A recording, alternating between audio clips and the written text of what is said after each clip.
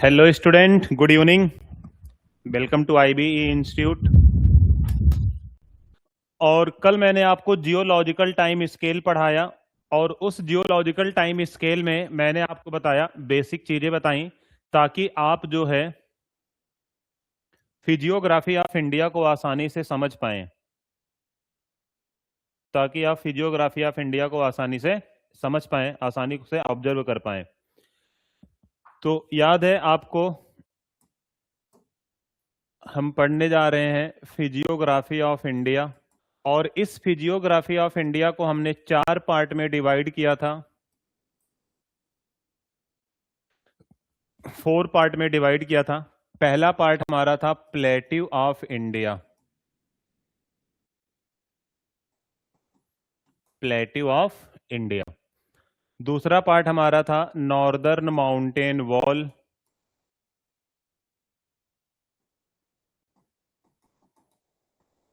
Northern mountain wall. तीसरा part हमारा था प्लेन्स ऑफ इंडिया और चौथा पार्ट हमारा island of India, island of India. तो अब हम यहां से एक एक करके पढ़ना शुरू करते हैं। कल मैंने आपको जियोलॉजिकल टाइम स्केल का फिनोमेना समझा दिया था, जियोलॉजिकल टाइम स्केल का आइडिया मैंने आपको बता दिया था। तो अब हम यहां से सबसे पहले प्लेट्यू ऑफ इंडिया के बारे में बात करेंगे। ठीक है, तो अब आप अपनी कॉपी में हेडिंग डाल लो, plateau of India.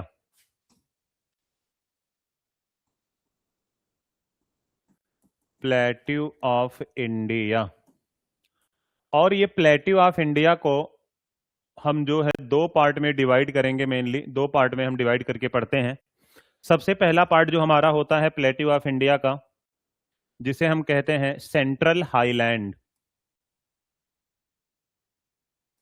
Central highland.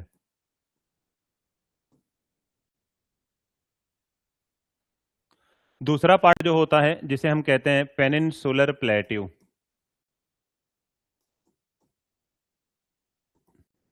Peninsular plateau. अब अगर हम सेंट्रल हाईलैंड के बारे में बात करें तो सेंट्रल हाईलैंड को हम मेनली 2 पार्ट में डिवाइड करते हैं। यहां पर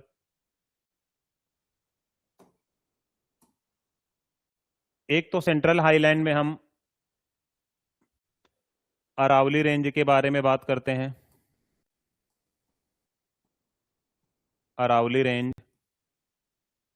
Vindhya range,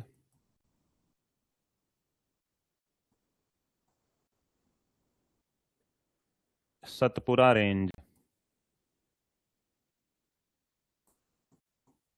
Aravalli range, Vindhya range और सतपुरा रेंज। दूसरा पार्ट यहां पर हम सेंट्रल हाईलैंड में डिस्कस करते हैं, जिसे हम बोलते हैं अदर सेंट्रल हाईलैंड्स या other plateau of central highland.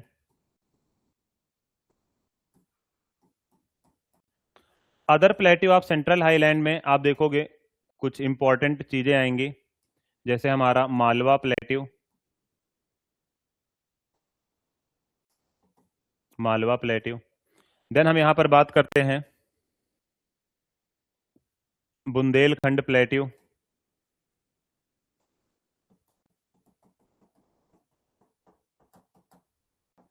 And then हमारा आता है बाघेलखंड प्लेट्यू।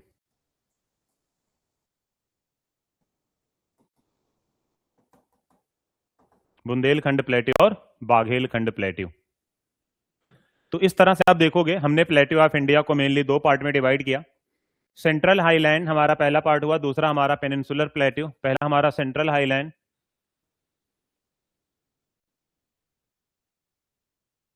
दूसरा हमारा पेनिनसुलर प्लेट्यू। सेंट्रल हाईलैंड को 2 पार्ट में डिवाइड कर देते हैं, एक में हम अरावली, विंध्या और सतपुरा के बारे में बात करेंगे। दूसरा हमारा other plateau of central highland, जिसमें हम मालवा, बुंदेलखंड और बाघेलखंड प्लेट्यू के बारे में बात करते हैं। तो सबसे पहले हम यहाँ पर अरावली रेंज के बारे में बात करेंगे। तो आप हेडिंग डालो अपनी कॉपी में, अरावली रेंज, अरावली रेंज। अब हम यहाँ पर अगर अरावली रेंज के बारे में बात करें, अरावली पर्वत श्रेणी के बारे में बात करें, ये हमारा इंडिया है।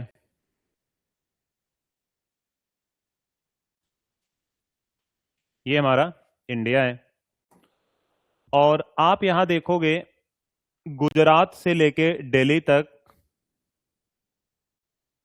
जो एक्सटेंशन है इधर, ये अरावली रेंज है, अरावली रेंज। इस अरावली रेंज का यहां पर आप राजस्थान में देखेंगे तो एक हिल है जिसका नाम है अरावली रेंज में अबू हिल। इस अबू हिल के पास एक इंपॉर्टेंट पीक है जिसका नाम है गुरु शिखर।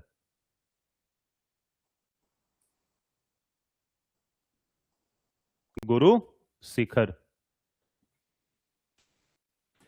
यहीं अरावली रेंज में आप देखेंगे, यहां पर आपका प्लेट्यू रीजन है जिसे हम मेवार प्लेट्यू कहते हैं।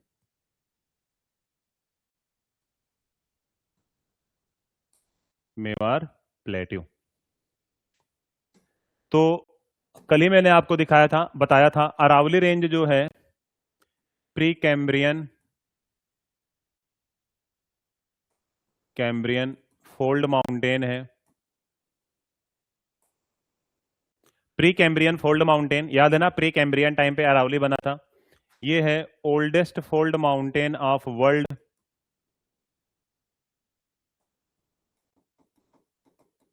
Oldest fold mountain of world. World का सबसे पुराना मोड़ पर्वत है, oldest fold mountain of world बोला जाता है।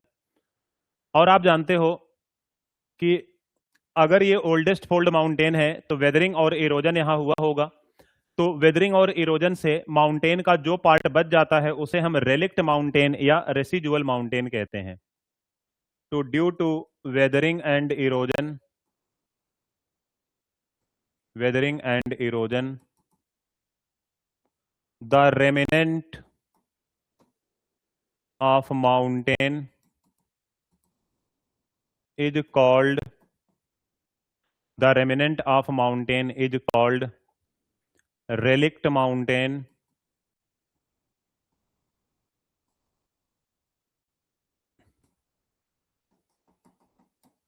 और residual mountain।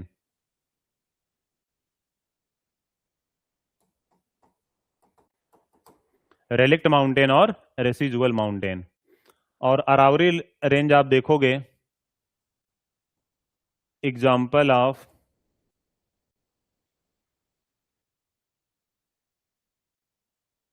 रेसिजुअल और रेलिक्ट माउंटेन। अब ये जो अरावली रेंज है, Aravalli range politically confined in, politically confined in Gujarat, Rajasthan, Haryana and Delhi. तो ये आप देखोगे गुजरात में है, राजस्थान में है, हरियाणा में है और दिल्ली में है। अगर हम यहां बात करते हैं अरावली रेंज का, तो इस चीज को आप देखो, Guru Shikhar is the highest peak,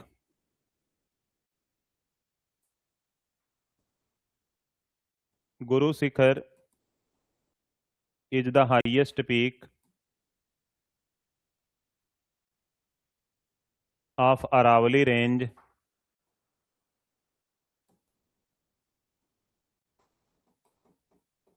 Aravalli range की जो सबसे ऊंची चोटी है, सबसे हाईएस्ट पीक है, दैट इज गुरु शिखर। और ये गुरु शिखर की आप हाइट देखोगे तो 1722 मीटर, 1722 मीटर। अरावली रेंज की जो हाइट है 1722 मीटर है, 1722 मीटर है। और ये जो गुरु शिखर है, गुरु शिखर, ये लोकेटेड है Sirohi district, Sirohi district of Rajasthan,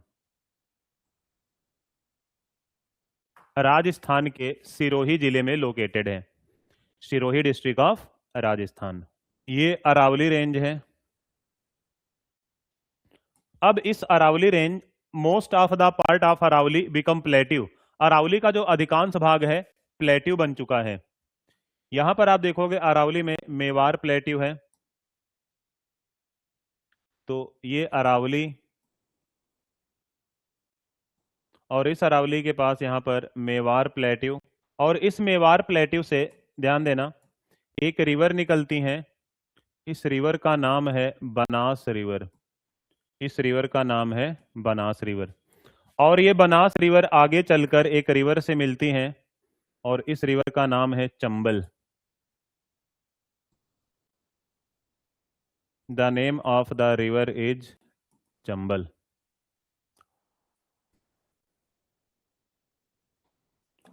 और फिर आप देखोगे अरावली के वेस्ट साइड में इधर एक रिवर फ्लो होती है,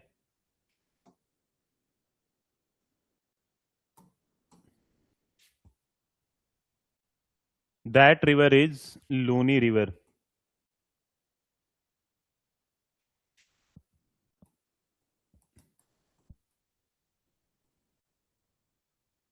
लूनी रिवर।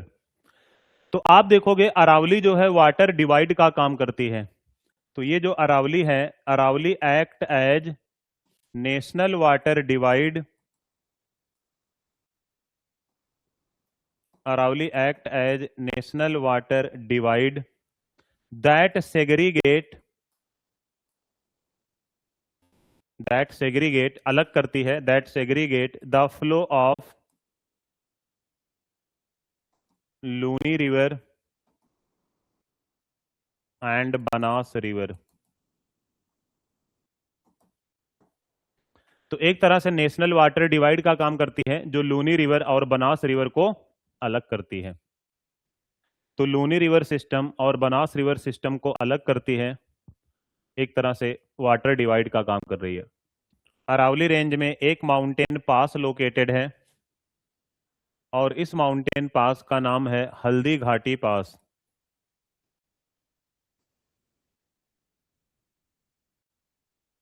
हल्दी घाटी पास।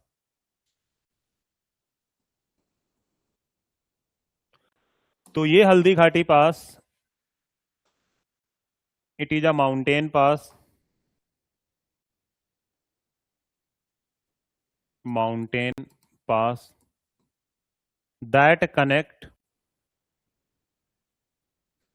That connect Rajsamand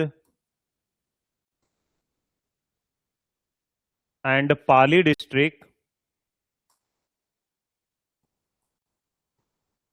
Rajsamand and Pali district of Rajasthan,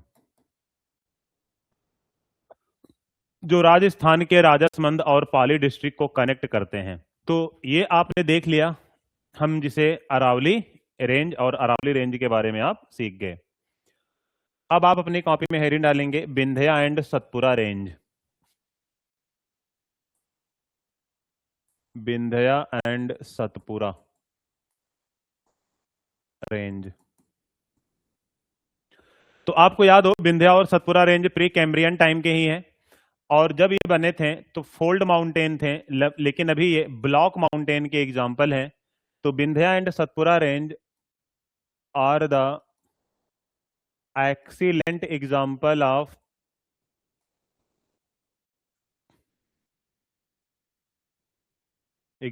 of block mountain, block mountain. अब मेरी बात ध्यान से सुनना, ये देखो विंध्या और ये Satpura range, Vindhya range and Satpura range, Vindhya range and Satpura range. इस विंध्या रेंज और सतपुरा रेंज के आप देखोगे जो ब्लॉक माउंटेन होता है, एक्चुअली में ब्लॉक माउंटेन का जो उठा हुआ ऊपर वाला हिस्सा होता है उसे हम हॉर्स्ट कहते हैं, यूरोपियन टर्म्स है ये। तो अगर मैं आपको थोड़ा सा यहां अलग से समझाने की कोशिश करता हूं, ध्यान से समझना।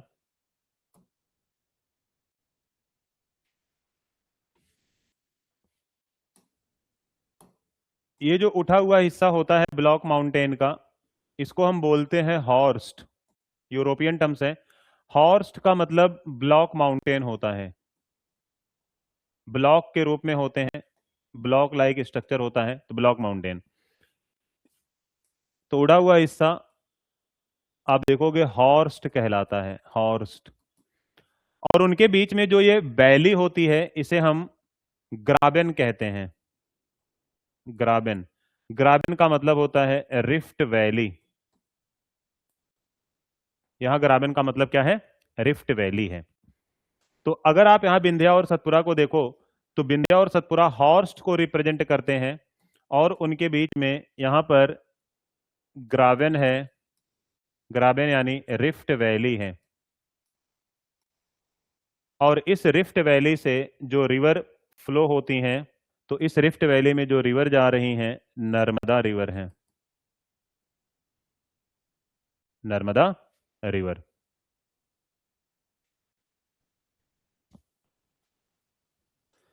तो इस रिफ्ट वैली में जो रिवर फ्लो होती हैं that river is Narmada river. तो आप देखोगे विंध्या और सतपुरा को यह भी बोला जाता है एक्सीलेंट एग्जाम्पल ऑफ,